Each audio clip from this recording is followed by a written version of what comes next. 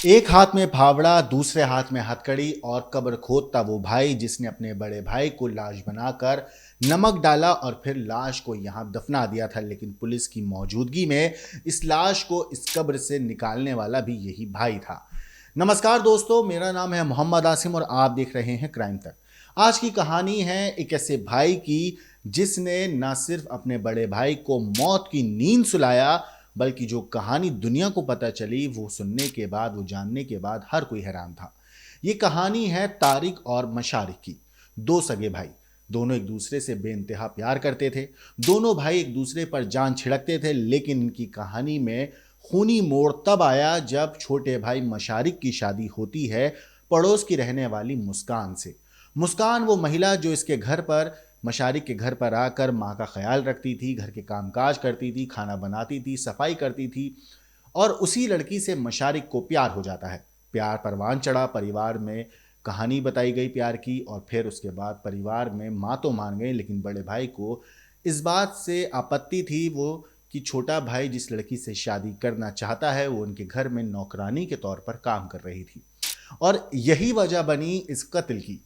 दोस्तों, ये कहानी इतनी खौफनाक है, इतनी डराने वाली है, जो रिश्तों को खूनी अंजाम तक पहुंचने के बाद एक ऐसी मिस्ट्री बन गई थी जिसमें छोटे भाई ने अलग अलग कहानी पुलिस को बताता गया, यहाँ तक कि 10 से 12 दिन तक अपने परिवार को, पुलिस को गुमराह भी करता रहा। लेकिन 100 किलो नमक खरीदने की वजह से आज ये भाई जेल की सलाखों के पीछे है।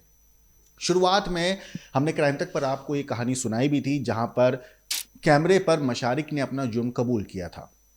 जहां पर मशारिक ने बताया था कि उसने अपने बड़े भाई तारिक को क्यों मौत के घाट उतारा था। हालांकि वो कहानी जो उस टाइम पे मशारिक ने ऑन कैमरा बताई थी, यहाँ तक कि पुलिस को भी उस वक्त जो कहानी बताई थी, वो कहानी असल में झूठी कहानी थी। वो कहानी मशारिक ने अपनी पत्नी और साले को बचाने के लिए बनाई थी, ताकि जल्दी से जल्दी वो जेल की सलाखों से बाहर आकर अपना जो उसका एक इस पूरे हत्याकांड को अंजाम देने की जो उसकी वजह थी, उसका वो फायदा उठा सके। आज कहानी में आपको वो सब मैं बताने वाला हूं जो आपको सोचने पर मजबूर कर देगा। होता क्या है, मशारिक जब पकड़ा गया तो पुलिस की गिरफ्त में आने के बाद उसने अपना जुर्म कबूल किया। उसने बताया कि हत्या के पीछे की वजह क्या थी। लेकिन शुरुआत में जो वजह उसने बताई वो अलग थी। लेकिन अब जाकर जब पुलिस ने सख्ती से पूछताछ करी है तो उसने जो कहानी बताई है वो कुछ ऐसी है कि भाई कहता था नौकरानी से शादी क्यों की, पूरे घर में बेइज्जत करते थे, मैं क्या करता तो मार डाला। ये कहना है एमबीए पास किए हुए अपने भाई को मौत के घाट उतारने वाले मशारिक का। दरअसल मशारिक ने 9 फरवरी की रात अपने घर के पीछे 5 फीट का एक गड्ढा खोदा, उसमें भाई की लाश डाली, कपड़े उतार कर उसकी लाश के, और उसके ऊपर 100 किलो नमक डाल दिया ताकि भाई की लाश जल्दी गल जाए और किसी को कानो कान खबर तक ना हो कि उसके भाई तारिक को वहां पे मौत के घाट उतार कर दफना दिया गया है। दरअसल 9 फरवरी की रात में पूरी वारदात को अंजाम दिया गया था। लेकिन इस पूरी वारदात के पीछे की जो कहानी है अब मैं आपको तफसील से समझाता हूं। दरअसल अली बेग नाम के एक सरकारी स्कूल में पढ़ाने वाले एक टीचर थे जिनकी 2022 में मौत हो जाती है एक सड़क हादसे के अंदर, एक्सीडेंट में। उनकी पत्नी जो थी वो झांसी कोर्ट में पेशगर के तौर पर काम करती थी और वो भी रिटायर हो चुकी थी। पति की मौत के बाद उनका दिमागी जो है, उनकी तबीयत ज़्यादा ख़राब रहने लगी थी। तो वो जहाँ वो रहती थी बिहारीपुरा के इलाके में, झांसी के, वहाँ से तकरीबन 10 किलोमीटर दूर पुरानी तहसील के पास उनका मायका था। वहाँ पर वो अपने भाई के साथ रहती थी। दोनों बेटे बिहारीपुरा इलाके में ही रहते थे।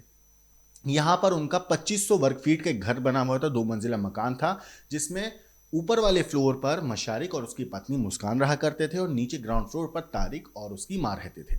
लेकिन माँ जो थी वो अक्सर आए दिन अपने मायके चली जाया करती थी अपने भाई के पास। तो होता क्या है, 9 फरवरी को मशारिक ने शुरुआत में बताया कि मैं चाय पीने नीचे आया था और भाई से मैंने जब दरवाज़ा खटखटाया खोलने के लिए तो भाई ने दरवाज़ा खोला नहीं। मेरी पत्नी अपने मायके गई हुई थी, तो मैंने जब बार बार दरवाज़ा खटखटाया भाई को उठाने के लिए ताकि मैं अंदर जाके चाय बना सकूं, तो भाई ने दरवाज़ा खोलते ही मुझे गालियां देना शुरू कर दिया। जिसके बाद भाई ने चाकू उठाया और मुझ पर हमला कर दिया और मैंने बचाव में कुल्हाड़ी उठाकर भाई के सीने पर वार किया, जिससे भाई की मौत हो गई, डर की वजह से कि लोग क्या कहेंगे। मैंने भाई की लाश को घर के अंदर ही दफना दिया। शुरुआत में ये बात मशारिक ने कही थी और ये इस तरीके से दिखाई गई थी कहानी, जिसमें ऐसा लग रहा था कि ये पूरा मामला जो है वो आत्मरक्षा का एक मामला है जिसमें हत्या करने की कोई शख्स कोशिश कर रहा था और मशारिक ने अपनी जान बचाने के लिए अपने भाई की हत्या कर दी।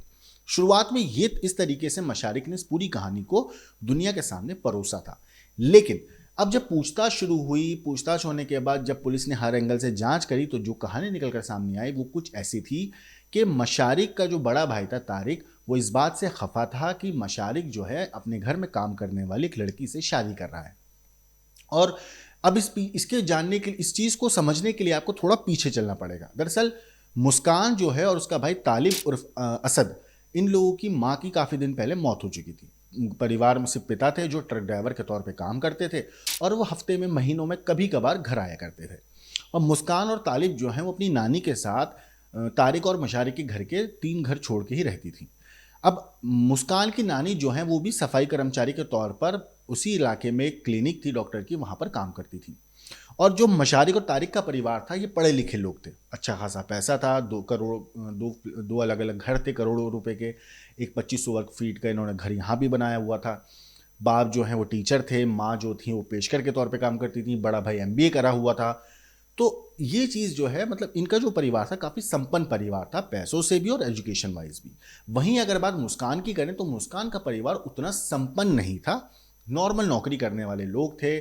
ये बात बड़े भाई तारिक को मंजूर नहीं थी कि उनका छोटा भाई एक ऐसी लड़की से शादी करना चाहता है जो घरों में जाके नौकरानी के तौर पे काम करती है, जिसकी नानी जो हैं वो एक सफाई कर्मचारी के तौर पे काम करती हैं और उसके जो पिता हैं वो ट्रक ड्राइवर हैं। ये बात तारिक को पसंद नहीं थी और इसी वजह से तारिक जो है अपने घर में इस शादी के लिए राजी नहीं हो रहा था। बहरहाल, जैसा मैंने आपको बताया, तारिक और मशारिक की जो माँ थी, ये दिमागी तौर पे उनकी थोड़ी तबीयत ख़राब थी, जिस वजह से वो ज़्यादा घर पे रहती नहीं थी।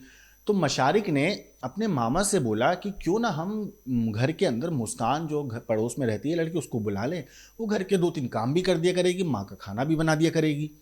अब ये बात मामा को तो समझ में आ गई थी कि हाँ चलो ऐसा कर लेते हैं, लेकिन किसी को भी उस वक्त ये नहीं पता था कि काफ़ी लंबे वक्त से मशारिक और मुस्कान के बीच में प्रेम प्रसंग चल रहा था और यही वजह बनी इस कत्ल की भी। दरअसल मशारिक ने प्लानिंग के तहत मुस्कान को अपने घर में नौकरी पे रखा, कामकाज करे, ताकि घर के अंदर उसका एक आना जाना शुरू हो जाए, इन दोनों का मिलना भी शुरू हो जाए और घर वालों को पता भी चल जाए कि मुस्कान कितना ख्याल रखती है। और इसी प्लानिंग के तहत मशारिक ने मुस्कान को घर पे काम पे रखा। अब धीरे धीरे मुस्कान ने घर का संभाला भी, घर का ख्याल भी रखा, खाना भी बनाती थी, सफाई भी करती थी, घर की देखभाल भी करती थी, माँ का ख्याल भी रखती थी। और इसी बीच मशारिक ने अपने माँ से बोला कि वो मुस्कान से शादी करना चाहता है। माँ तो उस वक्त मान गई थी, लेकिन तारिक को ये बात हजम नहीं हुई। तारिक ने इस बात से साफ इनकार कर दिया। अब सोचिए, 2 सगे भाई जो एक दूसरे पे जान छिड़कते थे, जो एक दूसरे के लिए अपनी जान देने और लेने के लिए राजी थे, जो एक दूसरे से बेइंतहा मोहब्बत करते थे, 2 सगे भाई वही एक दूसरे से नाराज होने लगे, एक दूसरे के बीच में उनकी कहानी सुनी होने लगी, एक दूसरे से लड़ने झगड़ने लगे और बात इस हद तक बढ़ गई कि मशारिक ने अपने बड़े भाई को बेरहमी से मारा। ना सिर्फ मारा बल्कि कत्ल की एक ऐसी कहानी लिखी जिसे सुनकर पुलिस वाले भी हैरान थे। अब इस मामले को थोड़ा सा और तफसील से मैं आपको समझाता हूँ। दरअसल हुआ क्या था कि मुस्कान और तालिब, जो कि मशारिक के साला और पत्नी है, इन लोगों की पहले से नज़र थी मशारिक की प्रॉपर्टी पे। यानी कि जो मशारिक के दोनों घर हैं, जो करोड़ों रुपए की जिनकी वैल्यू है, और 2500 वर्ग फीट का जो घर है जहाँ पे ये लोग रहते हैं, जहाँ हत्या को अंजाम दिया गया, और स्कॉडा गाड़ी जो थी, इन सारी चीज़ों के ऊपर तालिब और मुस्कान की नज़र थी, ऐसा रिश्तेदारों का कहना है। रिपोर्ट्स के मुताबिक अगर मैं आपको बताऊं तो इसी चीज़ के तहत मुस्कान ने प्लानिंग बनाया और प्लान के तहत ही उन्होंने मशारिक को अपने प्यार के जाल में फंसाया और फिर उसके बाद शादी करी। शादी हुई है 8 दिसंबर 2025 को। परिवार वाले तो राजी थे, यानी कि माँ राजी थी, तारिक राजी नहीं था। तब भी मशारिक ने जिद करके शादी कर ली। शादी करने के बाद तालिब ने और मुस्कान ने मशारिक का दिमाग को ऐसा ब्रेन वॉश किया, उसको ऐसा घुमाया जिस वजह से वो अपने बड़े भाई का खून का प्यासा हो गया। अब उसने मौके का फ़ायदा उठाया कि माँ तो घर पे है नहीं, माँ को उसने भेज दिया अपने भाई के घर, अपने मायके। अब घर पे मौजूद थे तारिक और मशारिक। इस बीच मशारिक ने अपने साले को घर बुलाया सुबह करीब 4:30-5 बजे के आसपास, और फिर उसके बाद नीचे जाके घर का दरवाज़ा खटखटाया।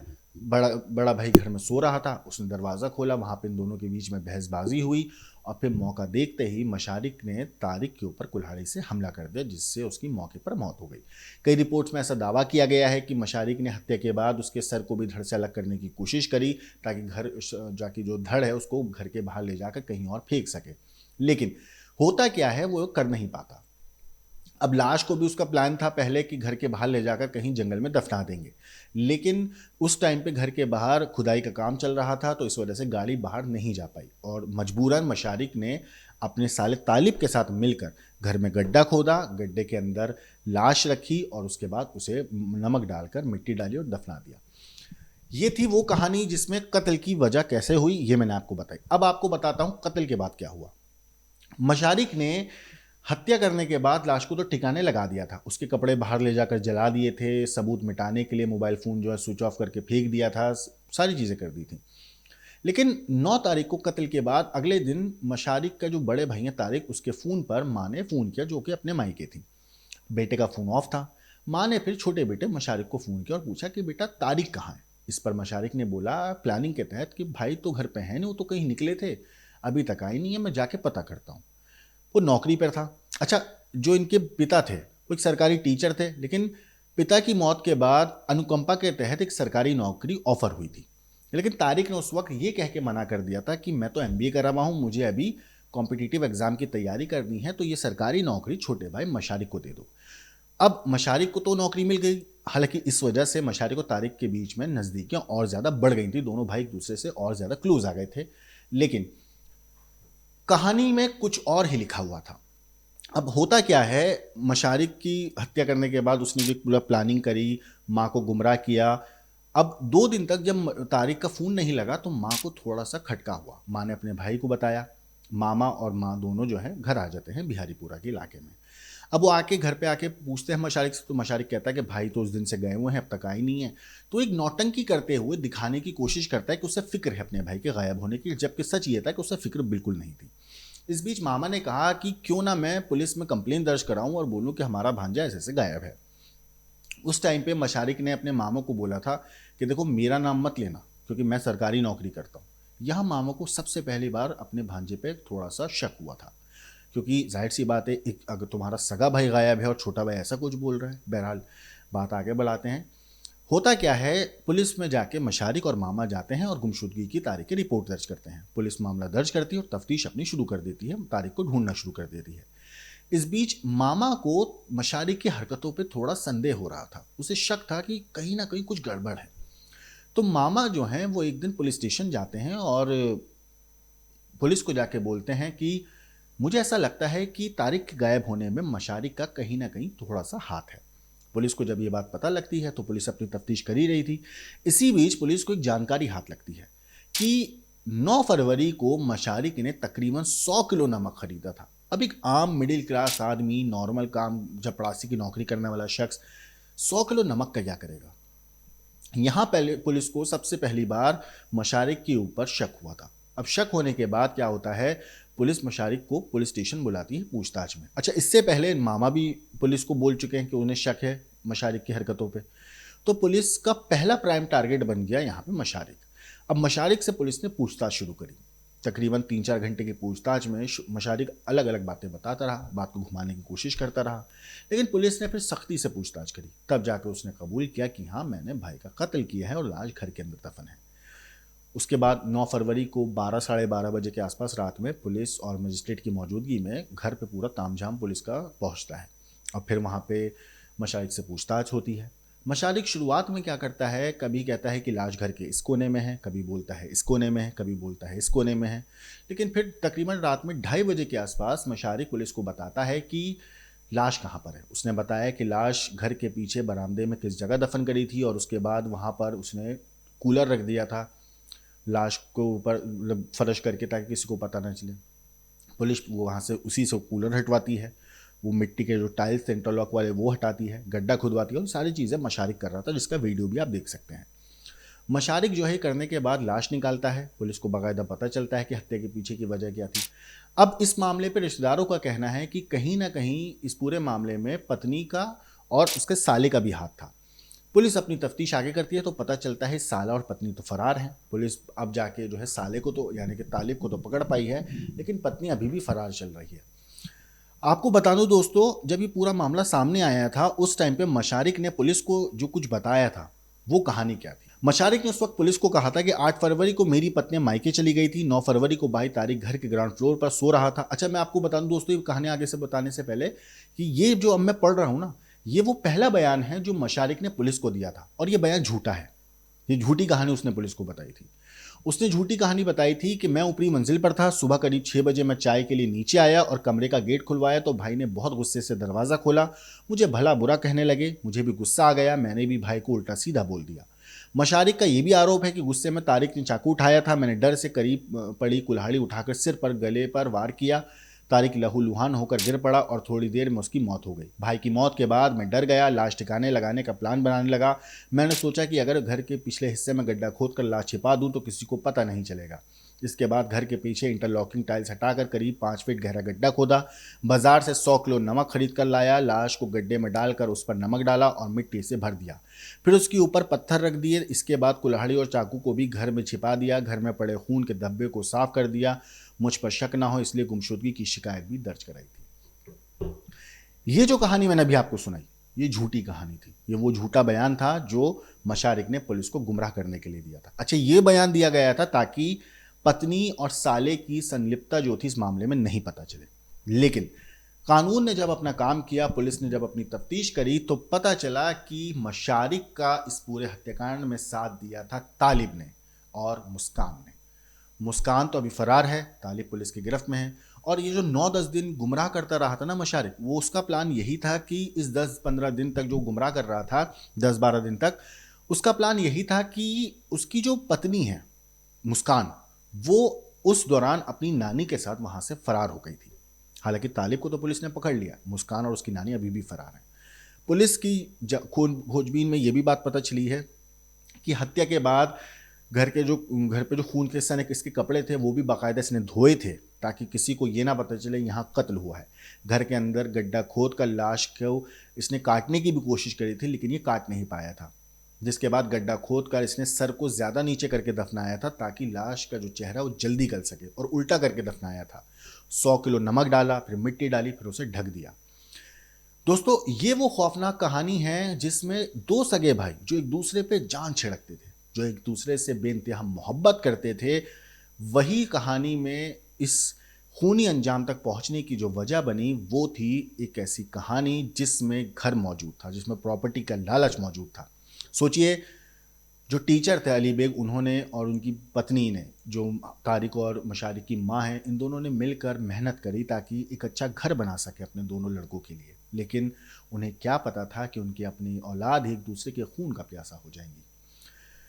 दो घर जिनकी कीमत आज करोड़ों में है और एक 2500 वर्ग फीट का एक और मकान, टोटल 3 मकान जिनकी वैल्यू करोड़ों रुपए है। सोचिए, उस प्रॉपर्टी के लालच में एक छोटे भाई ने जो अपने बड़े भाई पर जान छिड़कता था, वही उसकी जान का दुश्मन बन गया, वही उसके खून का दुश्मन बन गया और बेरहमी से ना सिर्फ कत्ल किया बल्कि कत्ल के बाद लाश के साथ ऐसी हैवानियत को अंजाम दिया जिसे सुनकर रूह कांप जाती है।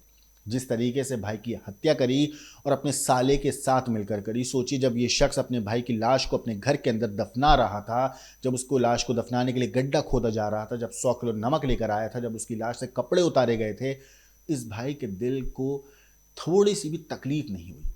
इस भाई ने एक बार नहीं सोचा कि मैंने अपने भाई को मार डाला है। इस भाई ने एक बार नहीं सोचा कि मैंने बेरहमी से अपने सगे भाई का कत्ल कर दिया है, वो भी महज इसलिए कि ईंट मिट्टी से बना हुआ वो घर मुझे चाहिए। आज ये शख्स जेल की सलाखों के पीछे है और अपने किए हुए गुनाह की सज़ा काटने की तैयारी कर रहा है। ये कहानी वाकई डराने वाली है, सिरहन पैदा करने वाली है, क्योंकि इस कहानी में जिस तरीके से कत्ल हुआ है वो खौफनाक नहीं है बल्कि इंसानियत को शर्मसार भी करता है। इस पूरी चीज़ के ऊपर आपकी जो कुछ राय है कमेंट करके ज़रूर बताइएगा। लेकिन देश और दुनिया की बाकी क्राइम की खबरों के लिए देखते रहिए क्राइम तक।